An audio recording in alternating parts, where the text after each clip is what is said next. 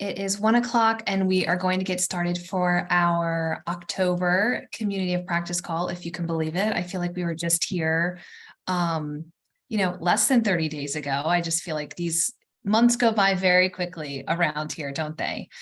I'm very excited to be hosting this call with you today. We have a very exciting presentation from Telligen, and the presentation is called Nursing Home Emergency Preparedness Assessment. And we will be hearing from Mariah Payne, Senior Quality Improvement Facilitator, and Brian Feist, also a Senior Quality Improvement Facilitator. They will be using their web-based portal, that Telligen developed, is a digital emergency preparedness tool to assess nursing home readiness for emergencies. This tool is a comprehensive checklist to evaluate if emergency preparedness plans address critical required elements important to nursing home safety. So this is a really exciting presentation, and I know Mariah and Brian will do a great job. After their presentations, I will turn the call over to the CDC for Alicia Hall and Richard Corderone, And Alicia is going to review the vaccine recommendations for the 2023-2024 vaccine season. And then Richard will review the resources for vaccine promotion, confidence, conversations, and strategies. Before we get started, just a few housekeeping items as usual. The slides will be sent out to everybody within the week, so be on the lookout for those. And we love your participation in the chat, and it would be great if we could continue participating in the chat. Any comments, questions, concerns, questions for our speakers, they will address the questions during our discussion time. So without further ado, I will turn our presentation over to Mariah and Brian. Thank you both so much for being here. Thanks, Molly. Good afternoon, everyone. As Molly mentioned, my name is Mariah. I'm a Senior Quality Improvement Facilitator for Telligen, and I also have my peer, Brian Feist, on the call. He's Telligen's subject matter expert in emergency preparedness, and today we'll be discussing our digital emergency preparedness assessment. Next slide, please. Telligen has created an emergency preparedness assessment for our enrolled nursing homes. This assessment is in alignment with the Centers for Medicare and Medicaid Services Emergency Preparedness Regulations. The assessment serves as a comprehensive checklist to evaluate emergency preparedness, and it takes about 15 minutes for completion. The assessment reviews the 5 core elements of EPP, so the risk assessment, which occurs at least once every 12 months, the emergency plan, the communication plan, the training plan, and the testing plan. When nursing homes are preparing to complete our EPP assessment, we recommend they reference their organization's emergency preparedness plan for best results. Once the assessment is completed, the nursing homes receive an email with a checklist that contains trusted resources to assist them with addressing any gaps identified in their plan. We also encourage nursing homes to engage in one-to-one technical assistance for their emergency preparedness plans with their direct point of contact, along with our subject matter expert, Brian. Next slide, please. For nursing homes that are part of a larger organization, Telligen can provide aggregated assessment results for broader improvements and impact. To have broader impact, we wanted to engage corporate leadership. And to do that, we created a document to provide corporations with a corporate gap analysis. The analysis provides information based on the 5 elements by category and has the corresponding questions within each section. The gap analysis shows an overview of the responses from each of the corporation's facilities. In the column labeled % of nursing homes implementing EPP elements, it shows a corporation compliance based on responses from their nursing homes. The corporate gap analysis allows leadership to identify which of the elements are most successful and which ones may have an opportunity to review. With this information, the leadership can then prioritize which gap to focus on first. You'll see across the top, there are numbers, and each of these numbers represents a nursing home. Within the document, there's a legend to identify the corresponding homes, and the legend shows what nursing homes have completed the assessment and the date that it was completed. If the cell is highlighted as blue, it signifies that the nursing home response met the requirements. And if it's orange, it tells us that it wasn't met and it needs further review. We also have incorporated completion of our EPP assessment as part of a requirement to meet Telligen's Best in Class Recognition Award. And now I will turn it over to Brian to discuss our impact and lessons learned. Next slide, please. Yeah, thanks, Mariah. I appreciate it. So the numbers that you're seeing on the screen really detail the story of how successful this tool has been for our nursing home partners. To date, we're at 90% confirmation rate with 359 nursing homes completing the assessment. We'll discuss the development and the process in a couple minutes, but first I'd like to speak to how we promoted this tool. So in July of 2022, we hosted an event entitled Emergency Preparedness Plan, Are You Ready? The format was a panel discussion of nursing home partners from across our QIN states to share lived experiences during the disaster response. In December of 2022 through February 23, Telligen hosted a 6-part Ask an Expert series focused on an in-depth review of the 5 critical elements of an EPP that was discussed earlier. Finally, in July of this year, Telligen held a LAN event entitled Pharmacist Readiness, Empowering Your Role in Emergency Preparedness. The goal was to help nursing homes and community members appreciate the value that pharmacy plays in emergency response. Now, just like any emergency preparedness plan, Telligen has incorporated data from this tool to look at those lessons learned and identify areas of technical assistance to help nursing homes get a better understanding of requirements, but also to feel more prepared and engage with the planning process. As Mariah discussed with the group analysis, engagement with corporate leaders has led to a deeper understanding of organizational focus areas. The analysis also emphasized a more intimate look at what individual homes require in order to be successful and helped bring leadership advisement to rectify those deficiencies. Next slide, please.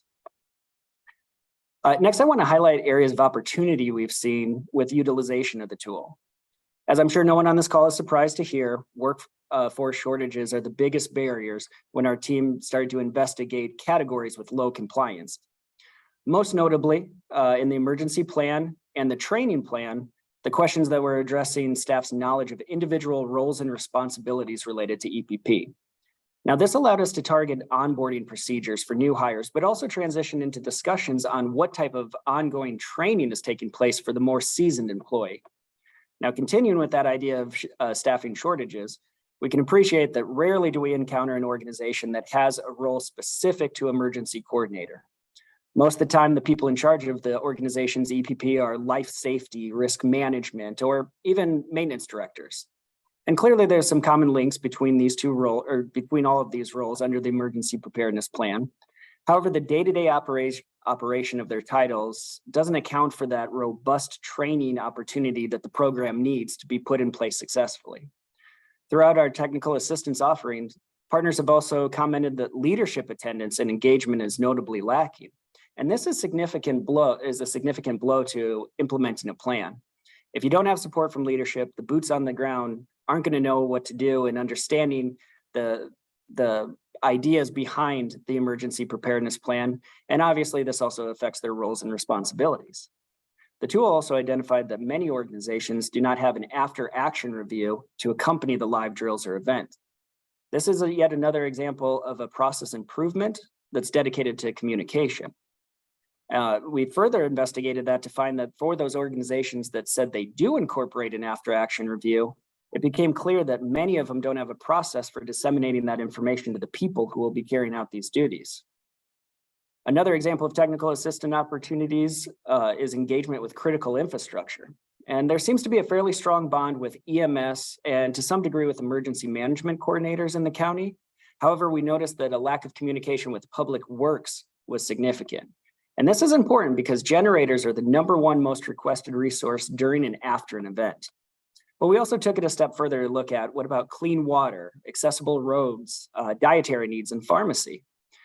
This also ties into a shifting workforce, and the connections that were once there need to be reestablished for success. Finally, we spoke to organizations about the evacuation process. When that process gets made, what does it look like? Have you prioritized patients before that disaster? Where is your collection place when you're waiting for transport to arrive? These and other questions are critical to the development of a successful plan and require targeted technical assistance. All of this can be derived from our tool. With most of the questions, the tool provides recommendations, education, and support in the form of technical assistance specific to each section. Next slide, please. Telligen's emergency preparedness assessment tool is crucial in helping our nursing home partners understand and improve their existing plans. And this digital tool came about through a rigorous vetting process, which Telligen utilized CMS regulations as a base, but took it a step further by reaching out to our nursing home partners to ensure accuracy and usefulness of the tool. As Mariah had shared, getting leadership involvement has led to continued success of the tool, but it's also opened leadership's eyes to understanding the struggle with individual homes and also the commonalities that exist among the whole organization, which has helped further Telligen's reach in offering technical assistance. With Telligen and all QIN-QIOs, we're not regulatory, so our hope is that people are utilizing this tool honestly. We encourage our partners to physically get out their plan and access the tool alongside when confirming the answers. Unfortunately, for years, emergency preparedness has been a check-the-box mentality, but as many of us have witnessed firsthand, the idea of training to train creates this mirage of preparedness and conspires to make leadership feel good to make the regulatory requirements while still missing that true concept of preparedness. The punchline behind an emergency preparedness professional is that you're never going to feel 100% prepared, but that's a good thing because that's what's going to drive our imagination and help us learn from others and improve on best practices. As listed here, the process is a cycle, always funneling back information to help improve. And that old adage of practice makes perfect isn't correct. Practice makes improvement, and that's what this tool Telligen does. Utilization of this tool helps nursing homes understand the potential gaps in the plan, look through the resources that are provided, and offer utilization of our QIN-QIO staff to provide technical assistance to make the most comprehensive plan possible. Next slide, please. Now, at this time, we'd like an opportunity to provide any kind of clarification that you all might have or answer any questions from the group.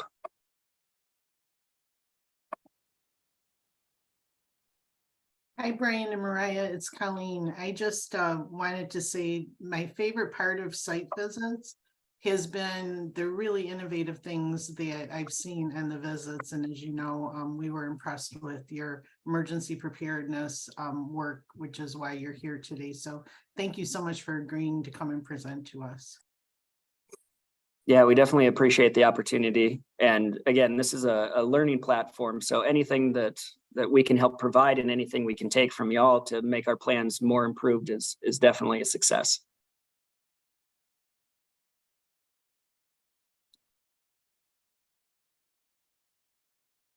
Okay, we have some good information. First comments. Amanda said, what a great find for future collaborations with Public Works. Yes. Great presentation and information, Telligen. Thank you. And then here, if you'd like to answer, have you and your team engaged with nursing home corporations?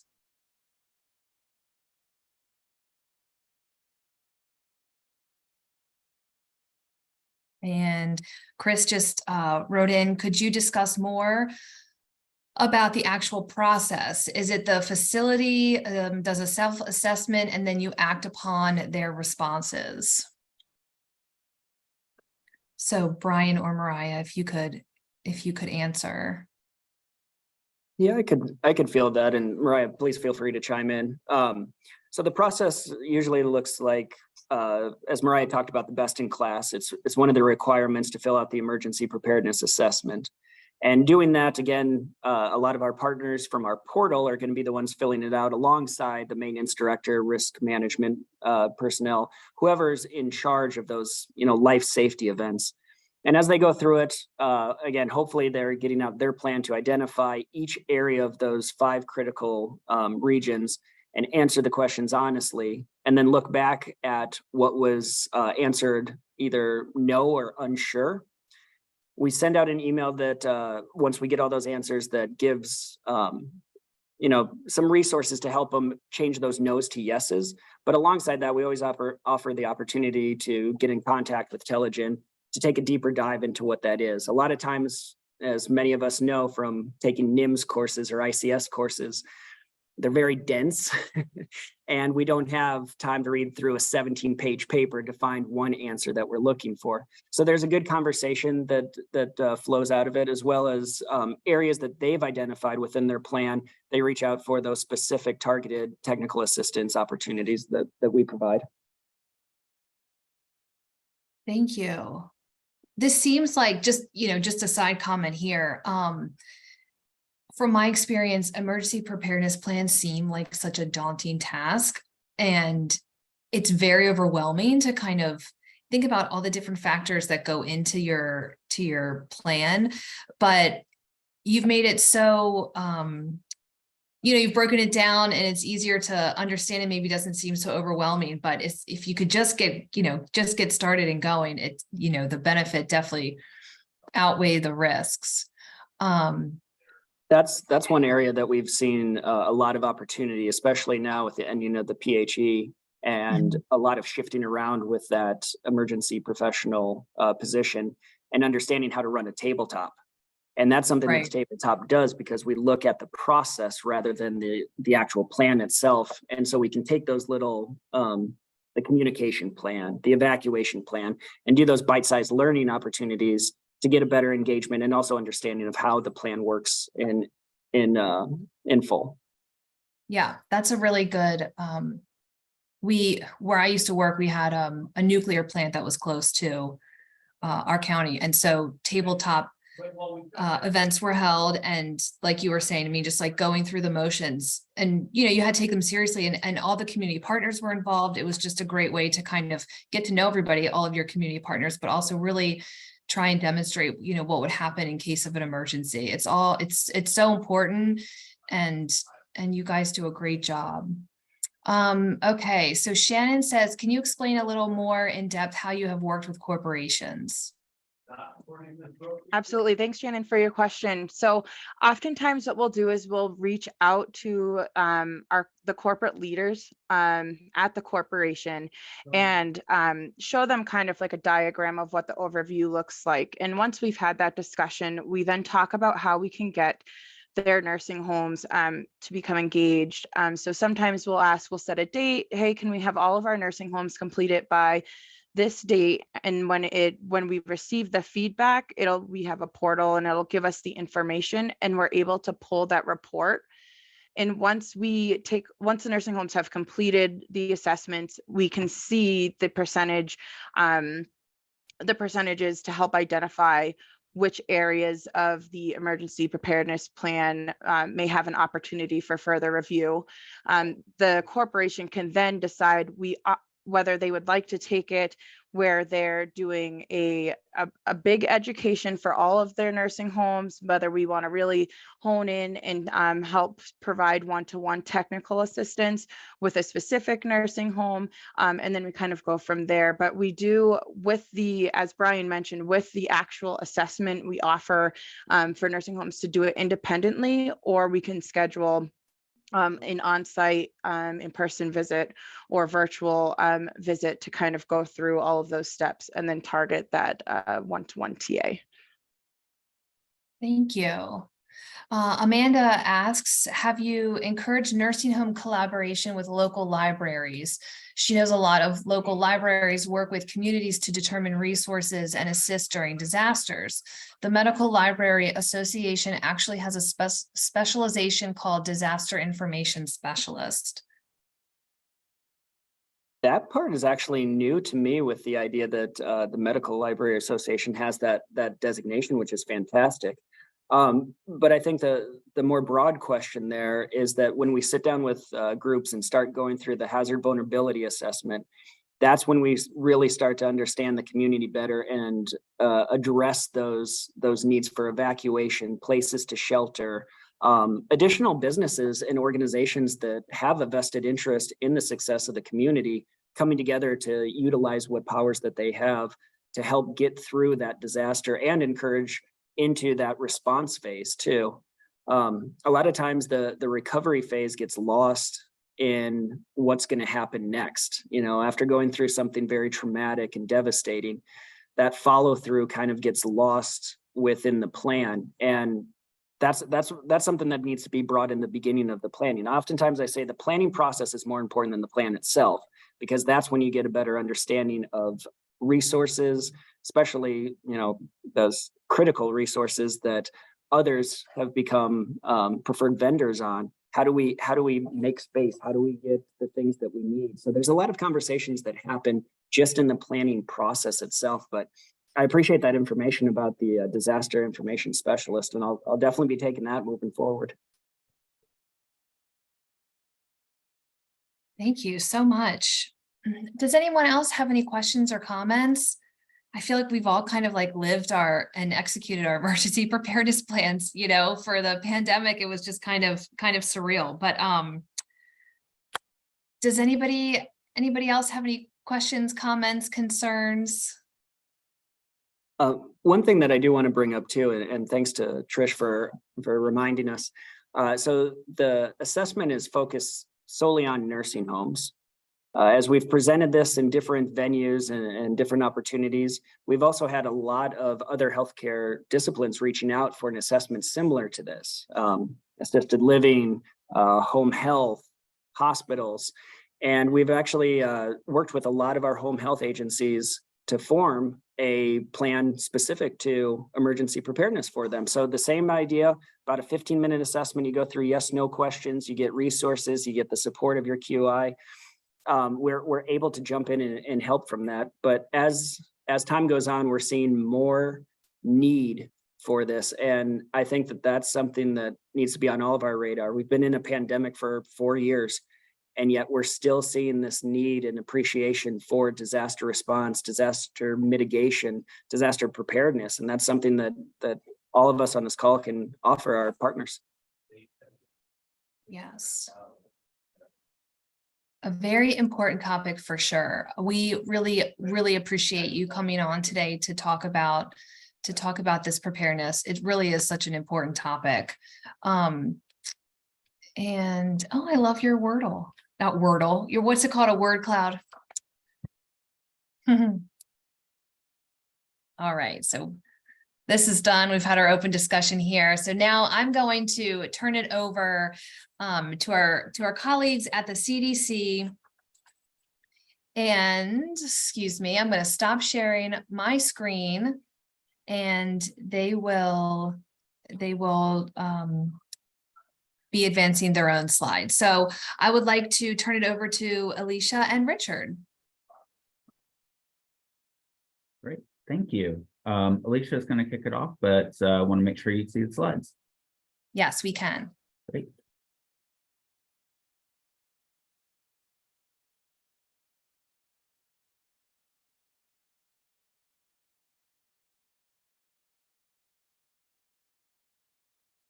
Alicia, you're on mute.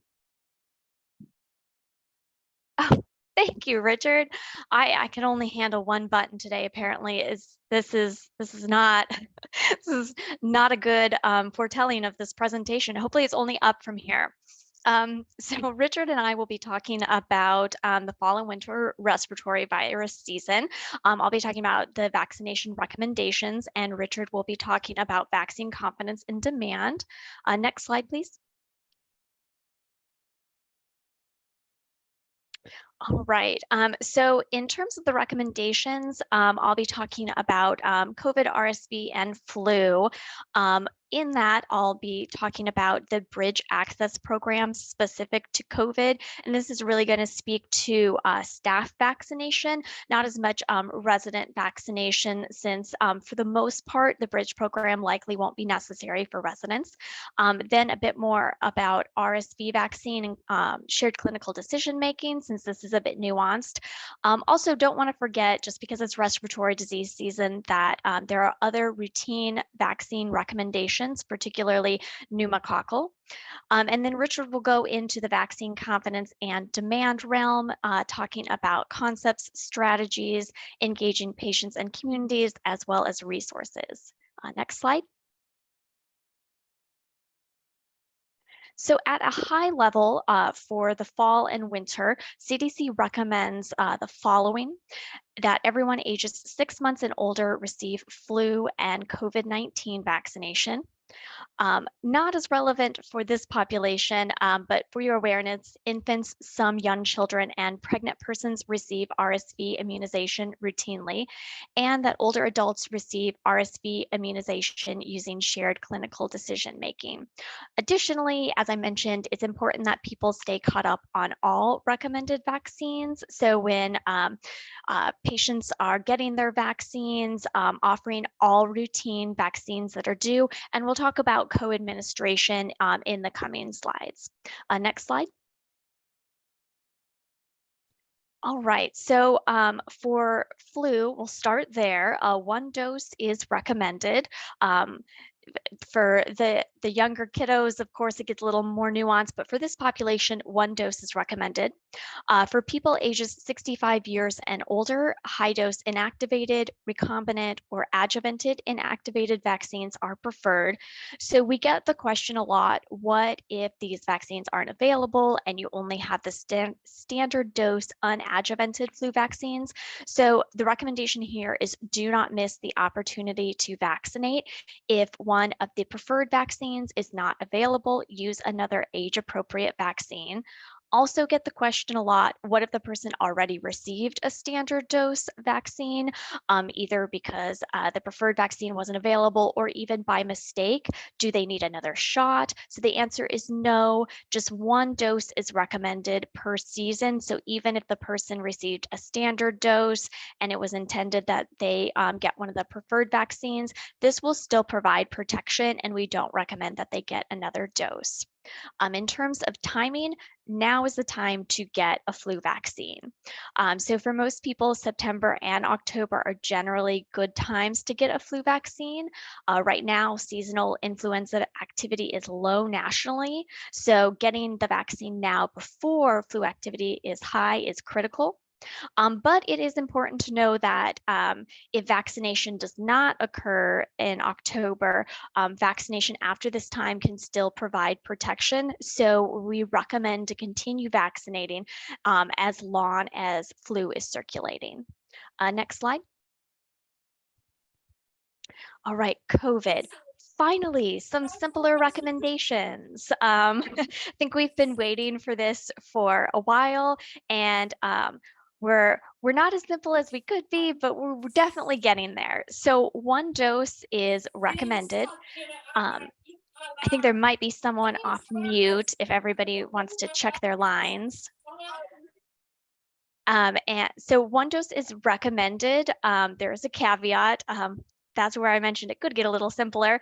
And no additional dose is recommended right now for adults age 65 years or older. So where it's just slightly more complicated is with Novavax. So if a person is unvaccinated, never had any COVID vaccine, and they choose to get the Novavax vaccine, it's recommended that they get 2 doses rather than 1 dose. This is how the manufacturer studied it and applied for their authorization. So this is how it was authorized. For the other vaccines, though, Pfizer and Moderna, it's just 1 dose regardless, whether unvaccinated or vaccinated with however many doses. It's just 1 dose. Next slide. So that was for most people 65 years and older. So people who are immunocompromised of any age, they are recommended for more doses. I won't get into all of the nuance here, but I put a screenshot on the slide to kind of show how that goes. Basically, it's up to 3 doses just to start, and that is a combination of previous vaccination history and the current vaccine. And we want those folks to get at least 1 dose of the current vaccine. Again, total doses will depend on the history. And then people who are immunocompromised can get additional doses after that. We just want to make sure they get at least that number. Next slide. So while we're on the subject of COVID, I want to talk just briefly about CDC's Bridge Access Program. So CDC's Bridge Access Program provides no-cost COVID vaccines to adults without health insurance and adults whose insurance does not cover all COVID-19 vaccination costs. So again, this probably isn't going to apply to most residents who are on Medicare, but we have heard that there is a decent number of staff at long-term care facilities that this would apply to. So all CDC recommended COVID vaccines are included in the Bridge program, meaning Moderna, Pfizer, and Novavax. The Bridge program will end by December 31st, 2024. And the vaccines for adults program is proposed in the fiscal year 2023 and 24 presidential budget. And this would be the long-term solution to ensure all adults have access to recommended vaccines, including COVID vaccines. This is sort of the bridge to that. Next slide. So who can get a no-cost COVID vaccine through the Bridge program? So there are two groups of people: adults ages 18 years and older who are uninsured, so without any insurance coverage, can get free COVID vaccine at any participating Bridge program site. So adults ages 18 years or older who are underinsured, or people whose insurance requires copays for COVID vaccination, they can find free COVID vaccine at participating Bridge program sites that are in network with their insurance. So I want to emphasize that in network. Patients may not have copays waived at Bridge sites which are not in network with their insurance. So it's really important for those staff who might be underinsured and are seeking a vaccine through a COVID vaccine through the Bridge program, that they understand where they're in network and where they're out of network. So this might involve seeking a vaccination through a specific system or site, a set of retail pharmacies, or a specific type of provider, but just always checking who is in network before going to that vaccination site, because patients or vaccine recipients do risk receiving bills for vaccination if they accidentally misrepresent their insurance coverage. Again, take home in network is the most important thing there. And if they are in network, they can get that completely covered COVID vaccine without the copay. Next slide. So in terms of where Bridge access programs are, so there are some local health providers that are participating in the Bridge program that they sign up through their state health department to be a provider. Also HRSA supported centers, and additionally retail pharmacies. So Walgreens and CVS are two of the large chains that are in the Bridge program. And then eTrue North is a pharmacy aggregator. So for instance, long-term care pharmacies can enroll through eTrue North to become a Bridge program provider. Next slide. So that was a lot on COVID. We'll transition to RSV. So for adults ages 60 years and older, they may receive RSV vaccine using shared clinical decision-making. Next slide. So for shared clinical decision-making, this is different than our typical recommendations where it's the default. There is no default decision to vaccinate here. That is the key distinction between routine recommendations and shared clinical decision-making. So for shared clinical decision-making, the recommendations are individually based and informed by the best available evidence of who may benefit from the vaccine. The patient's risk for disease and individual characteristics, values, and preferences, the healthcare provider's discretion, and the characteristics of the vaccine being considered. So there's not a prescribed set of considerations or decision points. The recommendations for shared clinical decision-making are intended to allow flexibility for providers and patients to consider their individual risk and take account of their preferences as well. Next slide. So some things to consider in this conversation would be those who are at highest risk of severe RSV disease.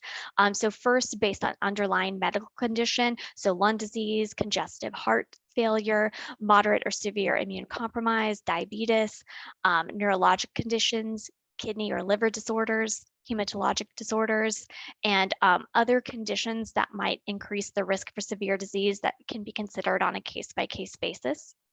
Next slide.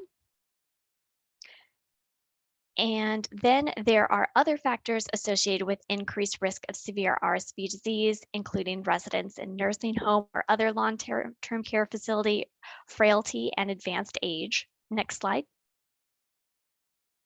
So when considering residents in long-term care, also thinking about any other risk factors the resident may have, and just keeping in mind RSV can cause serious outbreaks in long-term care facilities. Next slide.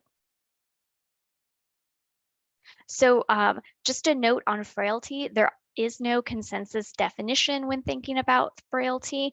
So I've added here one way to define this, which is 3 or more of the following: unintentional weight loss, exhaustion, weakness, slow walking speed, and low physical activity.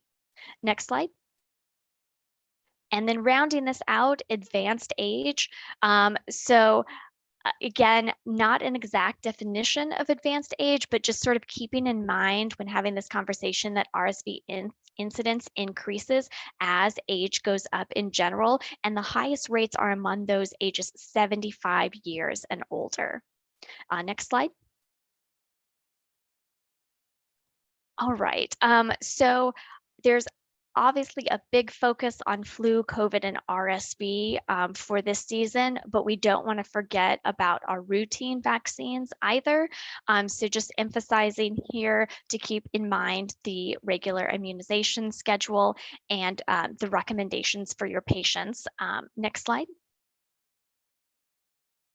So I'm going to dive in specifically to pneumococcal, but there is, of course, zoster also recommended routinely in this age group. We just get a lot of questions at this time about pneumococcal, so I specifically wanted to pull that out and highlight it a little bit. So CDC recommends routine administration of pneumococcal conjugate vaccine for all adults 65 and older who have never received any pneumococcal conjugate vaccine or whose previous vaccination history is unknown. So there's basically 2 choices to go down here. If PCV20 is used, PPSV 23 is not indicated. It's just the one and done. If PCV 15 is used, that should be followed a year later by PPSV 23. And there is a separate interval for certain high risk conditions of 8 weeks, but typically 1 year. Next slide.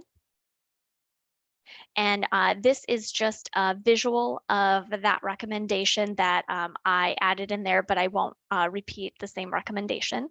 Next slide. All right. So that was the sort of easy high-level summary of pneumococcal vaccine recommendations for 65 and older. The more complicated piece is for adults with some prior pneumococcal vaccines. Options are going to depend on vaccination history. So I highly recommend the Pneumorex Vax Advisor, which I've done a little screenshot there, and I have a link in the slide as well. Basically, you can go into that and enter specifics like the vaccination history. I believe it's age and medical condition. It's a few different things about your patient, and it will spit out the recommendation, which is super easy. You can download it on your phone. I have too many apps on my phone, so you can also access it on your desktop computer. That's what I use. And then there's also a really handy job aid that I've screenshot on the right of that slide. And that kind of goes through, based on the previous vaccines received, the different options. And even though there's an option A, option B, you don't have to go with option A first. They're equal options that you can take. And that is the PDF link on that slide. Next slide. And then the final piece about pneumococcal vaccine recommendations is the shared clinical decision making. Comes up here again. So we already talked about what that is.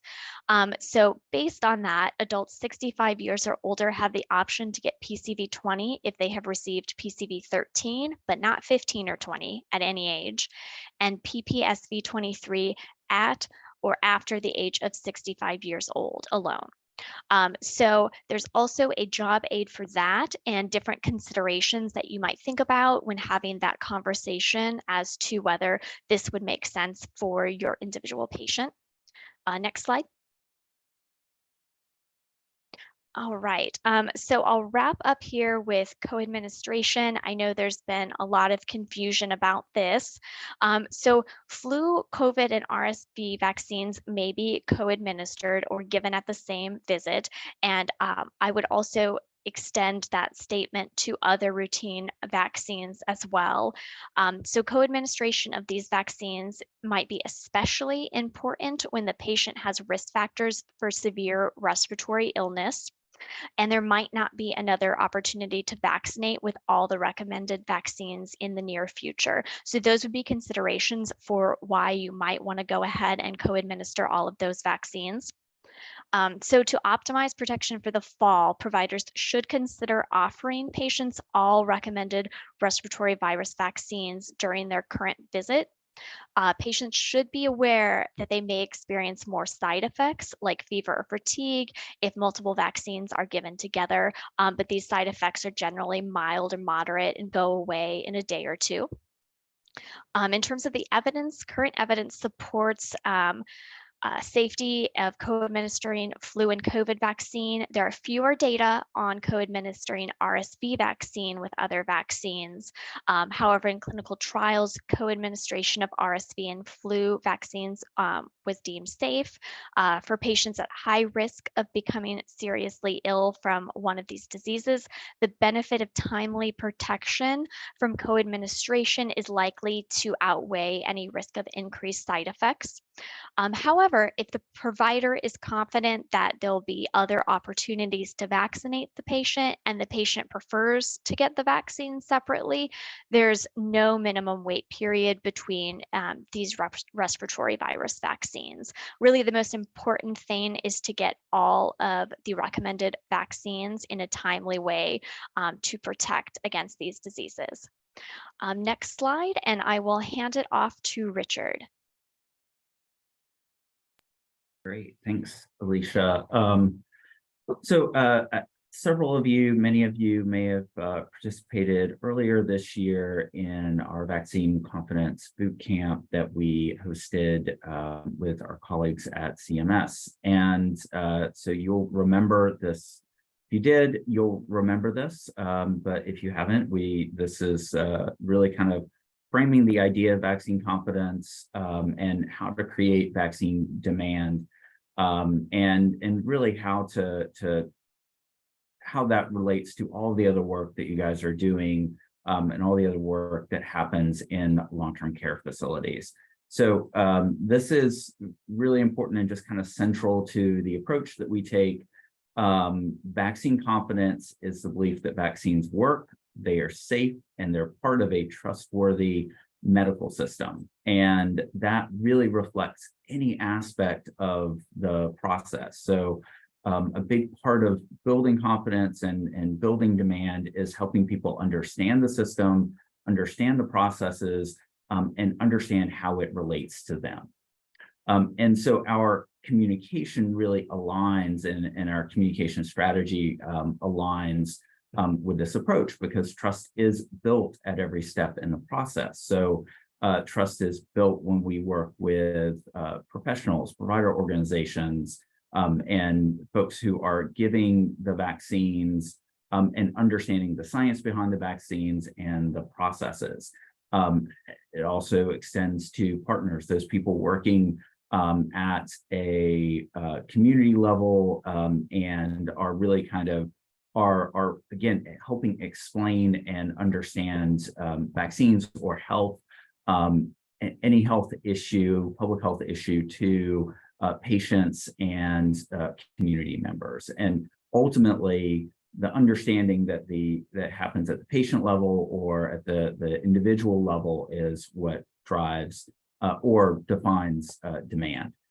So when we think about this, really kind of looking at this is for those of you who are not really in the weeds, this is the basic academic model that we follow when we're thinking about all of the things that across the system that drive vaccination.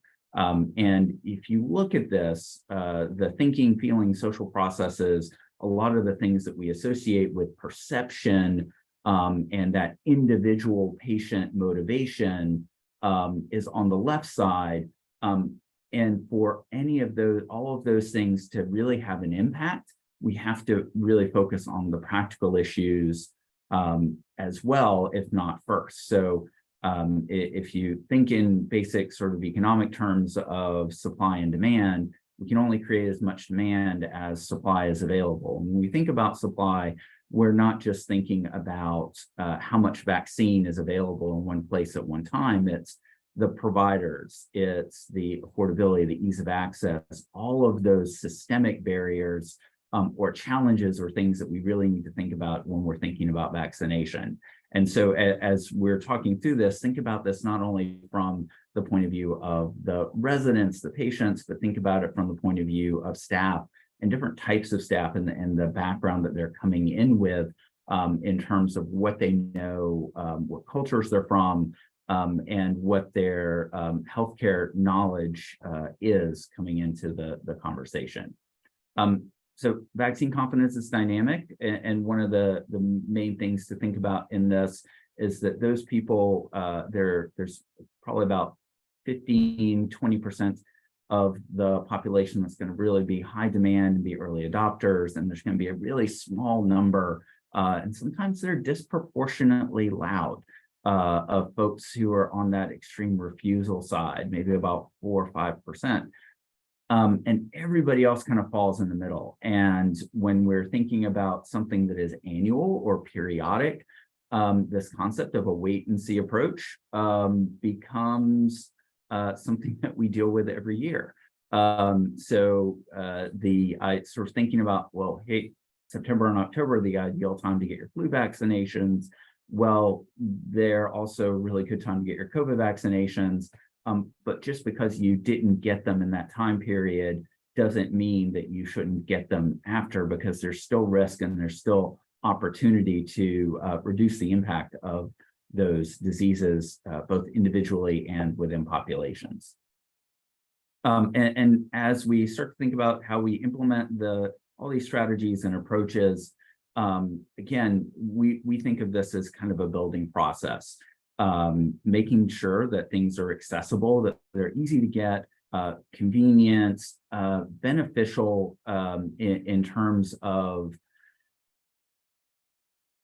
making sure that people, this is where that knowledge gap comes in, helping people understand the benefits of the vaccines to them individually, to their families, to their communities, and to those individuals around them.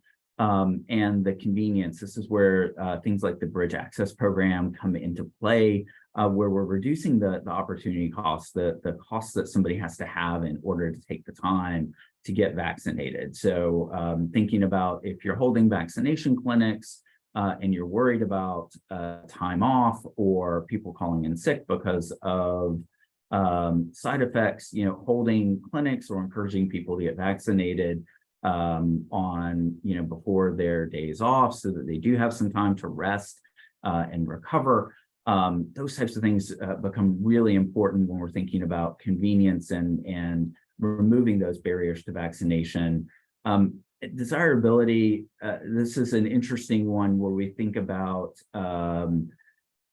incentives sometimes, and over the course of the pandemic, things like financial incentives became an issue, became something that people were very interested in. But sometimes an incentive is a sticker. Sometimes an incentive is the opportunity, hey, look, you got vaccinated, take a couple of hours off. It's what are those things that really make the excitement and build on the positivity of preventing illness or reducing the risk of illness. And presenting it as a social default. The way that you could think about this is how you might put salads in front of, put something healthy in front of something unhealthy so that you're getting the healthy thing, or you're more likely to get the healthy thing. So in that same way of norming and making it, oh, hey, look, we're going to get our vaccine. We're having it on site. Let's all go get it. This is the time to come in. You're on break or whatever to go in and get your vaccination. And then necessity. This is where after everything is normed, after people are comfortable with it, this is when oftentimes facilities, locations will start to think about the idea of mandating when you get sort of that within the organization says, oh, this is something everybody is doing. Let's just go ahead and fully adopt it. It does take time to really kind of get to that place and really kind of open those conversations. And if you have those conversations too early and kind of bring that up too early, you can get a lot of backlash, which will undermine some of the other aspects as well. There are a number of strategies in order to accomplish all of these things. We have 12 here and 12 outlined in our COVID-19 vaccine confidence field guide, which is linked here. And the trick to this, though, is that you use multiple strategies at multiple times. So you're combating misinformation, you're thinking about incentives, you're thinking about home located or on-site vaccination clinics. You're reinforcing provider recommendations and workplace vaccinations and reminding people to do it. All of those things together are the things that really kind of build the demand. So it's never just one thing. And I know a lot of folks have done things in the past where you have vaccine champions from your communities, inside and outside the communities who are in that group of folks who are early adopters. And, as we're thinking about this, thinking about the frequency of the outreach and connection and the cultural appropriateness of that. And again, this default option of thinking about vaccination is just part of something that everybody does every year, something that when we're thinking about staff as well as residents and patients. And this is probably one of the most difficult things to sometimes think about is I get overwhelmed. I think many of us get overwhelmed with ongoing or repeated or new inaccurate health information, people's perceptions, taking that time to really kind of help people work through and know that the information that they're separating, that process of separating out fact from fiction. Trusted messengers are really kind of part and parcel and core to any strategy to build vaccine confidence and demand. And when we think about trusted messengers, we often think about, oh, this is the healthcare provider, but it is any individual in a community who is trusted to deliver information related to people's lives and livelihoods and health. So identifying who those people are and empowering them to have those conversations. And when something related to immunization comes up, to know where to get the information and spend that time, spend that energy reminding people what's accurate, what's not accurate, and not just thinking within your facility, but particularly with staff, knowing that many of them working at a long-term care facility is a job.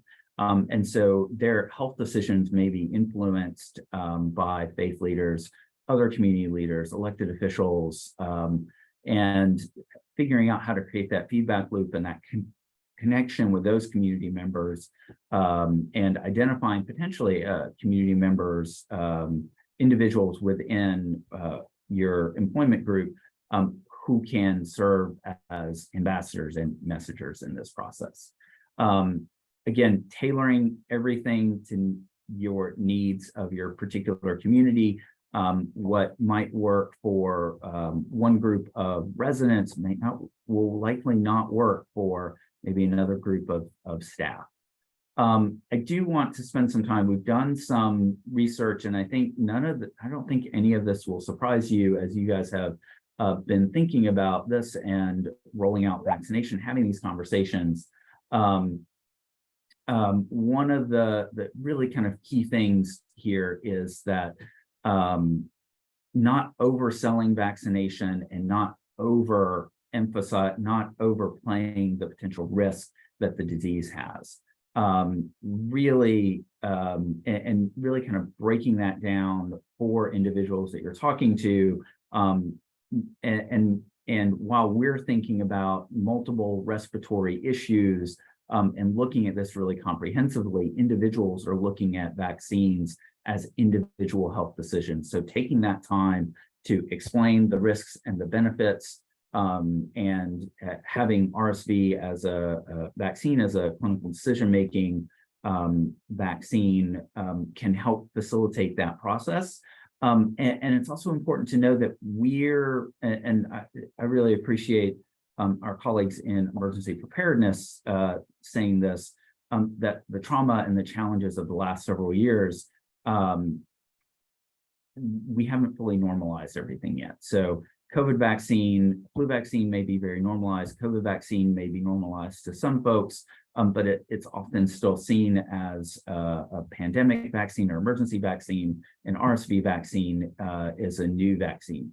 Pneumococcal may be normalized, but not well known. So I think there's a lot here to really kind of think through. I will stop with this slide. We have a lot of resources, and I'll share the slides. But we have really, when we're thinking about having vaccine conversations at that provider level, we really think about multiple approaches. You guys may have heard of motivational interviewing, use motivational interviewing, but we are really trying to think about is making things presumptive, motivational, and restorative. And when we talk about presumptive, that is assuming that vaccination is something that should be done, is going to be done, and setting that foundation so that you can have that conversation and it doesn't come across as being thrown upon people. So assuming that people are going to get vaccinated, starting with that place doesn't inadvertently assume hesitancy or create new hesitancy. And then going through motivational interviewing approaches where you're listening, sharing empathy, and then restorative or trauma-informed care approaches. This becomes very important as, again, we've all experienced a lot of trauma over the last several years, and people are bringing that and reacting to that differently in different environments. So taking a lot of approaches that are trauma-informed, creating that trustworthy, safe environment, and understanding their background and coming at as a peer, and having conversations, and knowing that, hey, somebody may get their flu vaccine one day, but they might need a little more information on COVID or RSV, and continuing to follow up and making sure that they're taken care of. And as Alicia said, they're getting the vaccines in a timely manner. So I will stop there, but just kind of quickly click through a number of resources we have, a number of information on campaigns, where you can find information in different languages, and this is information on the respiratory stuff that's coming out soon, and resources in different languages in different communities. So thank you very much. And I think we have a couple minutes.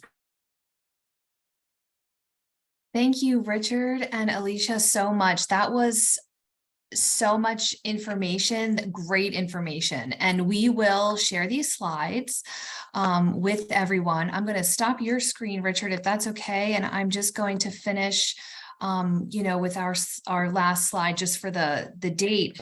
But I really appreciate you both taking the time to come on our call today and discuss everything to do with vaccines. And so we'll share the slides with everyone. And I think Amanda's going to put a survey in the chat. And so did Amy Steinman from the DVA. So I'll leave this up for a second. If you wouldn't mind taking a gander in the chat and doing those surveys, that would be great. It really helps us.